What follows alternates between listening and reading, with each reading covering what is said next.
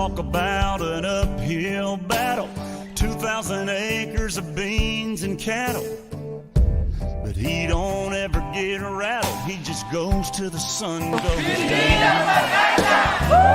Hydraulic fluid on his jeans, red dye diesel and 10 rows between, a cold one on the porch and a good night's sleep.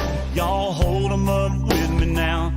Here's to the farmer that plants the fields in the spring, that turn from green to that harvest. Tayo ang binhi ng pag-asa. One up for the banker downtown that got him on his feet with handshake money.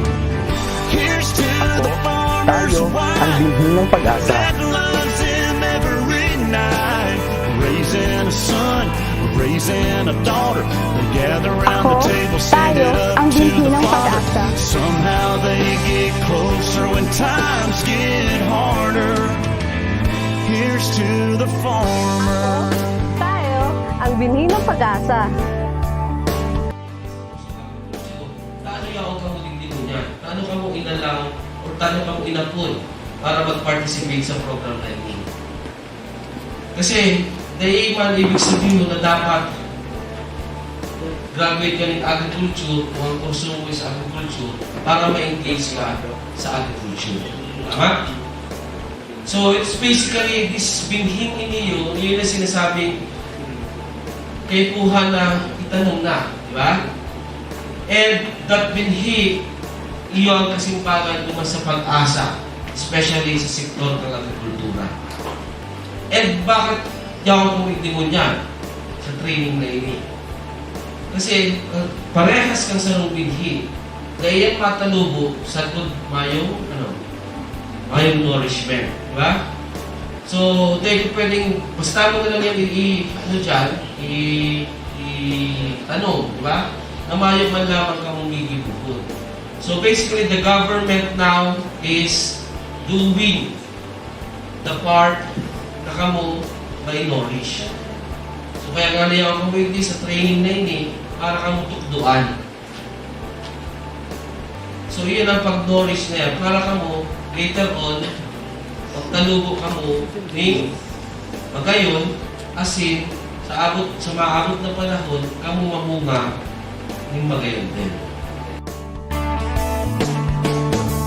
Subdivisions creeping on in, neighborhood kids keep jumping his fence. He could double his money, but that'd be the end of a promise he'll never break.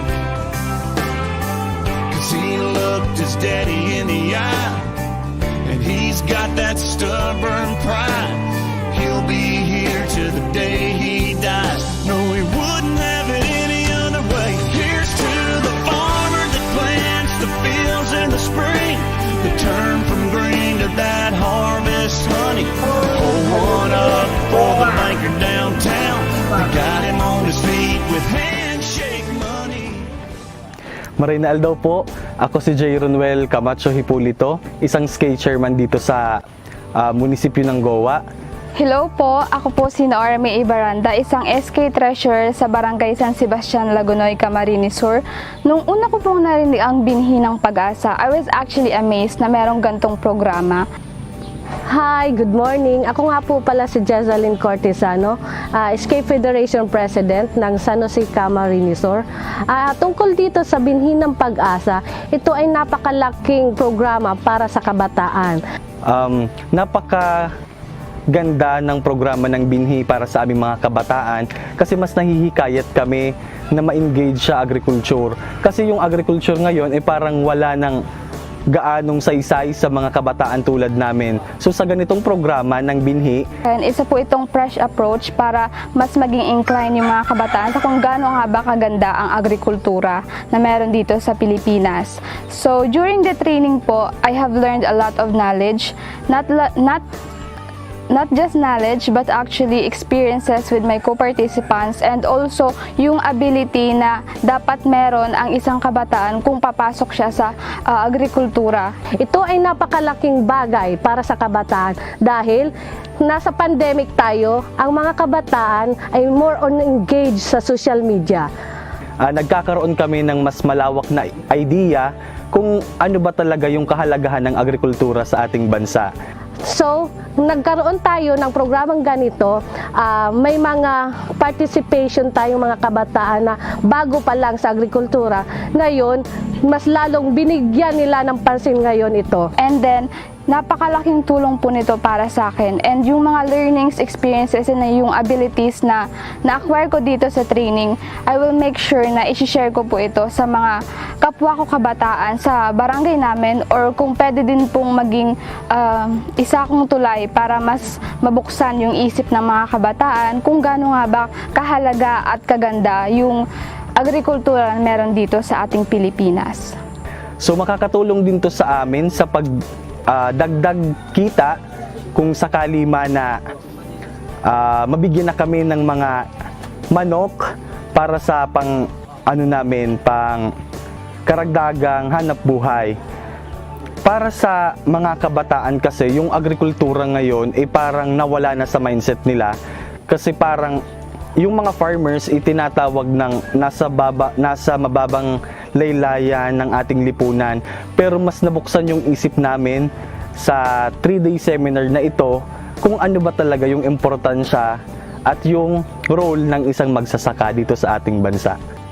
So, sana sa programang ito, sa training na ito, paglabas namin, maipamahagi namin ng maayos, malinaw, kung ano man ang natutunan namin dito. Yun lamang po. Thank you. Here's to the farmer's wife that loves him every night. Raising a son, raising a daughter. They gather around the table, set it up to the Father. Somehow they get closer when times get harder. Here's to the farmer.